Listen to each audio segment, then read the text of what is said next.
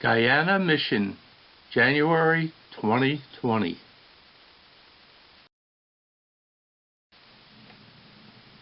This is a picture of our January 2nd through 11th trip to Guyana.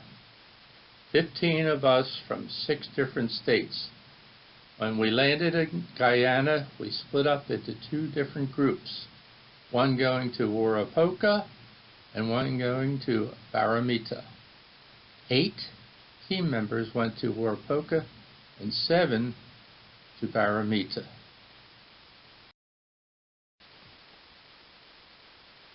I'll share about the group that went to Warapoka first.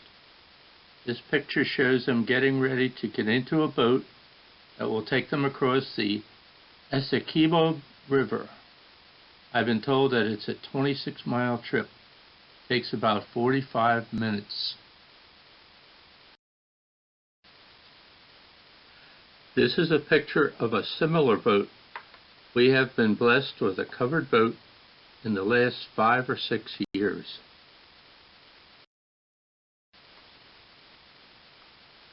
This is a landmark of Warapoka, Big Rocks.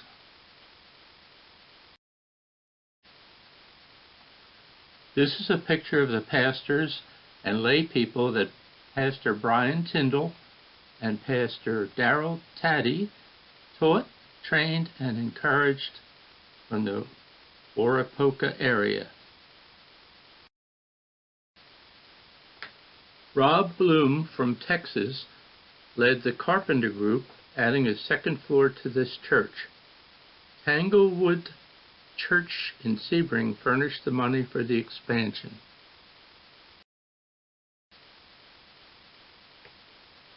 More construction work.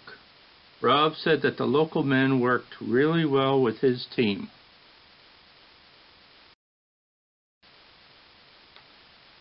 These 2 men are taking a break and are making a new friend.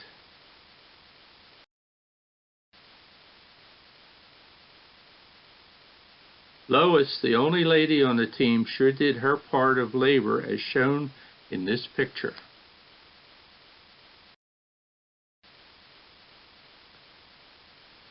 Lois, shown again making new friends.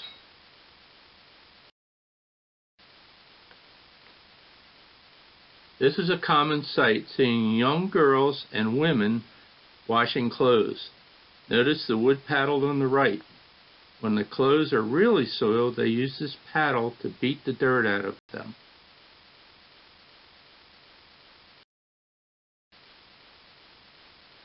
This is a normal creek that our teams travel on in this area. You all should come with us sometime.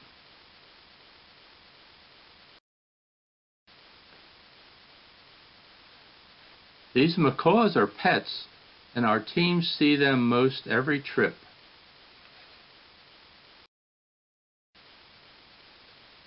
The team in Warapoka repaired 16 wells and put in 14 new wells.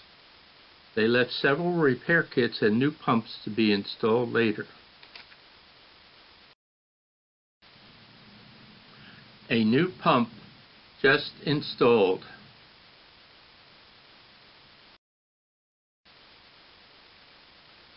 This is where they got their drinking water before this team put in this pump. I think you can see why these people appreciate the new wells.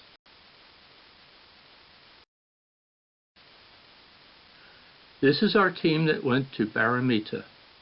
The black lady was our cook, and the black man helped with the construction of the community center. We either take this plane or the one in the next picture to fly from Georgetown to Baramita. It takes 1 hour and 15 minutes, or if we would take a boat and a truck, it would take a day and a half.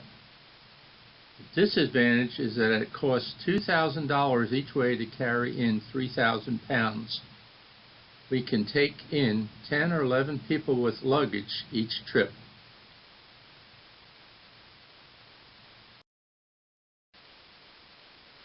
Same cost, just not as pretty. Most houses in the area are like this one, only not up on stilts. 6 or 8 people live here.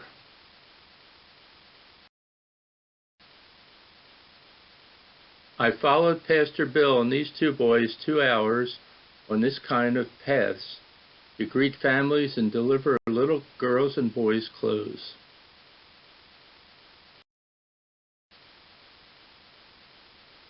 Check out the log that Pastor Bill walked out on and jumped to dry land. I didn't trust myself walking out on the log, so I just waited. Another picture of their drinking water in this area.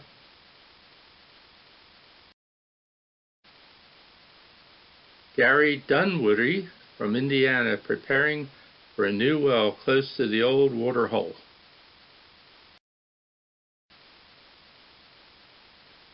Ed Rentschler from Illinois taking his turn on the same well. These men just received garden seed that Ed had brought in. Lowe's sold or gave him over 2,000 seed packets for $5. It was in July and they cannot return the seeds back to the companies. So instead of throwing the seed packets out, they gave them to Ed. So please contact Lowe's and Home Depot in your area. It would be great if we could give several thousand packets to the Guyanese people. Ed also purchased 1,000 more at a very low cost. Helena Chemical gave him 30 pounds of sweet corn seed. This is a life changer for hundreds of families, improving their diets and being able to sell some vegetables to generate a much needed income. Thanks, Ed. Our team took in well over 200 dresses for the girls and some shorts for the boys. This lady is just returning from several hours of work digging the cassava, which is their main diet, 3 meals a day. Tastes a little like our communion bread.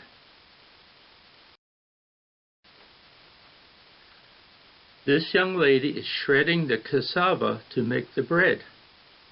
If you look close, you can see a long tube that they put the cassava in, and its own weight drains out the liquid, which is poisonous.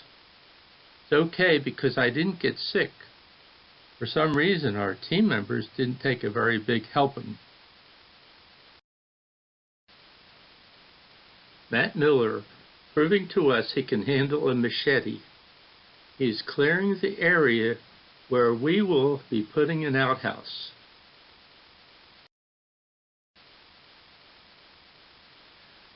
This young man is digging the hole for the outhouse.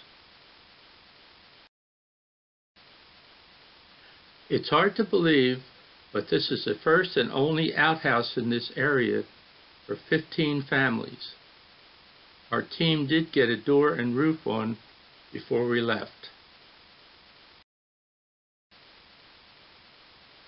Pastor Bill only had one opportunity to preach, so he kept busy doing other things. One of the other things was to carry lunch to the men at the work site. It was a 1-mile hike. He didn't waste any time. I know because I was behind him. First day of construction of the community building. We call this building a community building because we hope the local people will use it as a gathering place and maybe they can make things to sell. It was discussed maybe starting sewing for the ladies. I'll check on a treadle machine as we have sent in several in the past to other areas. Ed Tingley and Del Kenny are preparing wood for the community center. All the wood is cut lengthwise with a chainsaw. Several of the boards were 20 feet long. The completed building.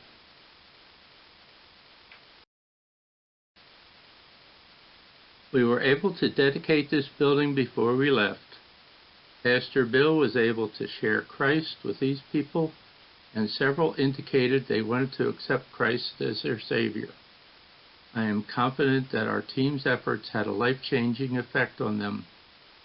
Over the past 20 years, our teams have blessed thousands, and many have accepted Christ as their Savior.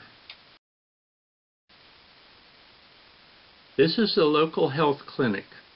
One of the native ladies got bitten by a scorpion and had to be taken there. We were lucky to get an ATV to get her to the clinic, and she did recover okay. An ATV like this one is the main mode of transportation, and we only had access to it part of the time. For safety reasons for our team, I will not take a team back to Baratica without an ATV. I'll not buy one unless the government gives me duty-free status. So be praying this happens. Otherwise, I will look for another area to minister.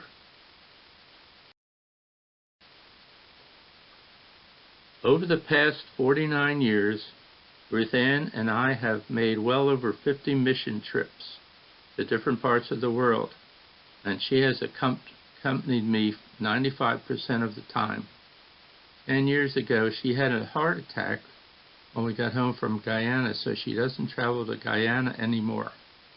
But she is an integral part of each trip. This picture shows her helping with shopping for supplies and helping with all the other responsibilities involved in our trips.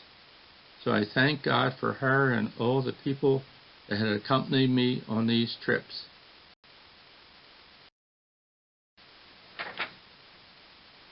Please remember, nothing is taken out for administration fees that is donated. I'm sure you will all agree with me that we cannot reach all the lost in the world by sharing Christ only in our local churches. So it is important we support missionaries all around the world. I just happen to be called to Guyana, South America. My main focus is to provide better drinking water and to share the love of Christ. It helps that they speak English and are short like me. Mark 16:15 and 16. Go into all the world and preach the gospel to every creature. He who believes and is baptized will be saved, but he who does not believe will be condemned. Matthew 10:42. And whoever gives one of these little ones only a cup of cold water in the name of a disciple, assuredly, I say to you, he shall by no means lose his reward. Luke 6:38. Give, and it will be given to you, good measure pressed down, shaken together and running over will be put into your bosom. For with the same measure that you use, it will be measured back to you.